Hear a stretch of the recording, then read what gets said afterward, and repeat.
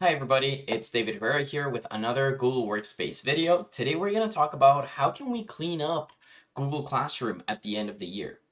So before I get to that, just really quickly want to remind everybody that we post videos every week about a variety of EdTech topics. We have recently been uploading lots of videos about artificial intelligence, so please subscribe to our channel on YouTube. You can check back to learn more about Google Workspace, artificial intelligence, different third-party tools to use in the classroom. You can also reach out to anybody in tips to come and do some training at your school. We have lots of resources in our website as well at tips.epsb.ca. Now, that being said, let's get right into the first tip. And the first tip for cleaning up your Google Classroom is going to be to remove students that are no longer enrolled in your classroom. So, if you have a student that has left halfway through the semester or term or the year, or perhaps they're no longer in your class at the end of the year, it's important to remove them from Google Classroom because they can still access anything that you have in that Google Classroom. Say if you have any assessments that you don't want to make public to other students that are no longer in your class, or just if you want to make sure that students don't end up with a bunch of classrooms that they are no longer enrolled in, it's a good idea to remove them.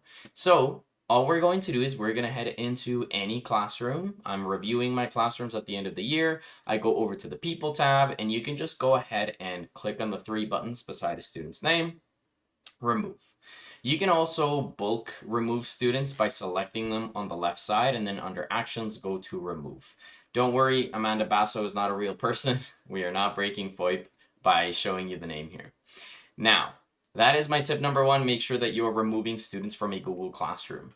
Now, tip number two is going to be to archive classrooms that you are no longer going to be using next year.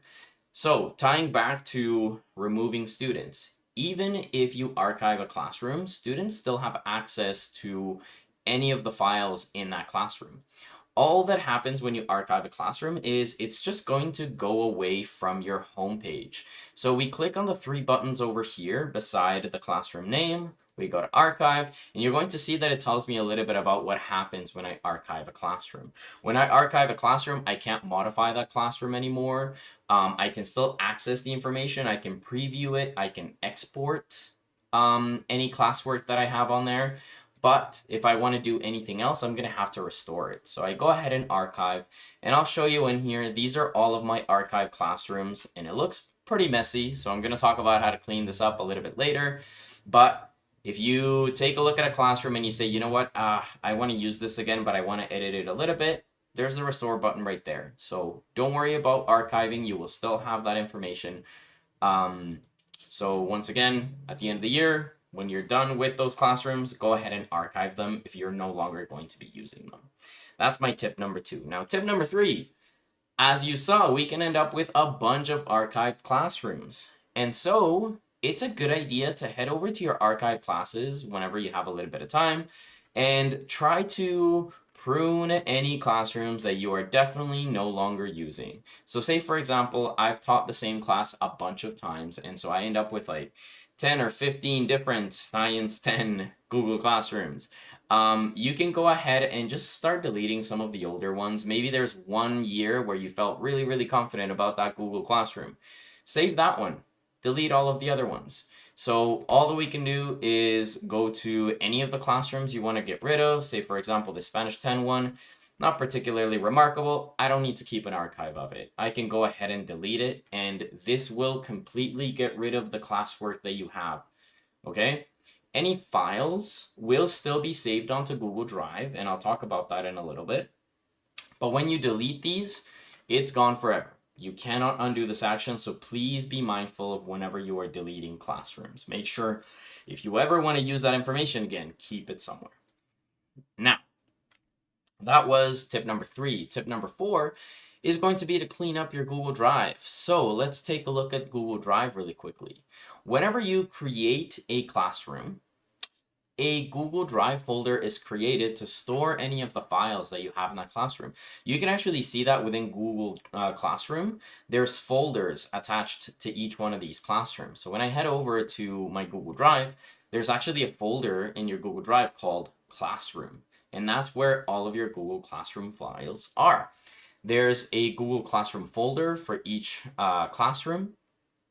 And so in here, I can go ahead and, you know what, I'm no longer going to be using this. So what I'm going to do is just go ahead and drag and drop and organize these. I like to organize them in years. So the classes that I taught in 2023, 2024, in 2022, 2023, if you want to organize them by subject, that could also work out.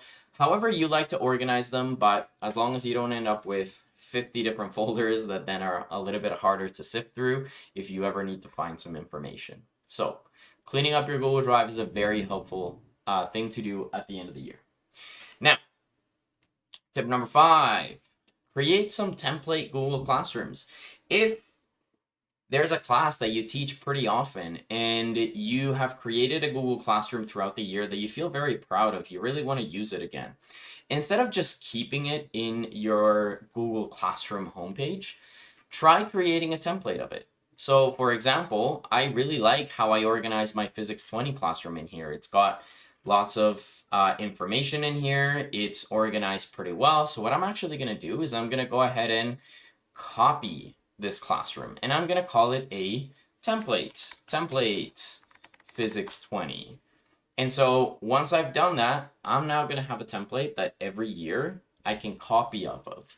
Now, I already have a template that I've created here. So once you have your template, go in there and change anything that you want to change, add any coursework that you've created throughout the year.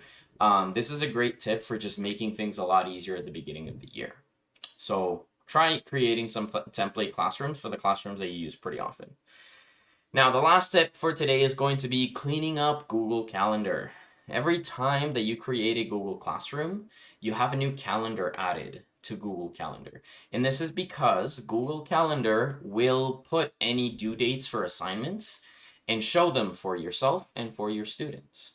And so when I head over to Google Calendar, I will see that I have different classrooms saved on here. I created one for the purposes of this demonstration called Test Classroom.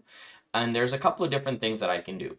I can click on unsubscribe from Test Classroom, and that's just gonna take it away from my Google Calendar so that I don't have to see it all the time. But I can also head over to settings and just go ahead and delete that. If I'm not going to be using that classroom again, just delete that calendar. That's an option for you as well. So I'm just gonna go ahead and unsubscribe, remove that calendar. I no longer have access to it, but the students, if they want to, they can still have access to it.